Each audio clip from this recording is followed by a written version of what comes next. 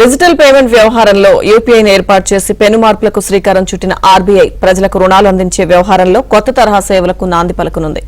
రుణాలు తీసుకోవడాన్ని సులభతరం చేయడం కోసం యూనిఫైడ్ లెండింగ్ ఇంటర్ఫేస్ ను త్వరలో ప్రారంభించేందుకు కసరత్తులు చేస్తుంది. బెంగళూరులో నిర్వహించిన ఒక సమావేశంలో యూఎల్ఐ గురించి ఆర్బీఐ గవర్నర్ శక్తికాంత దాస్ కీలక వ్యాఖ్యలు చేశారు. గతేడాది ఫిక్చునెస్ క్రెడిట్ పేరుతో పైలట్ ప్రాజెక్టును ప్రారంభించిన ఆర్బీఐ అవి సత్ఫలితాలు ఇవ్వడంతో త్వరలో దేశవ్యాప్తంగా సేవలు అందించేందుకు సిద్దమైందని అన్నారు.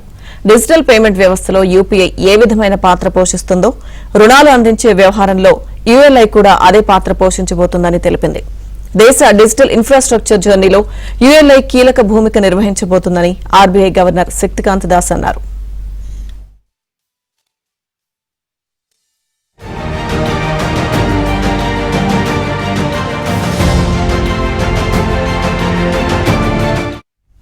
భూ రికార్డులు మొదలుకొని ఇతర ముఖ్యమైన డిజిటల్ ఇన్ఫర్మేషన్ ఆధారంగా యూఎల్ఐ పనిచేస్తుందని చెప్పారు.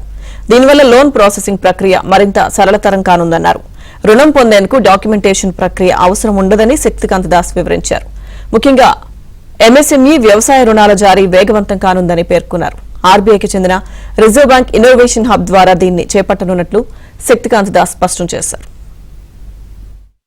From now on, we proposed to call it the Unified Lending Interface. I repeat, the Unified Lending Interface, that is ULI.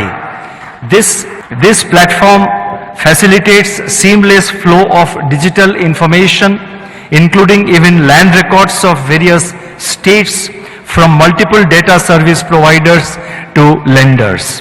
This cuts down the time taken for credit appraisal, especially for smaller and rural borrowers.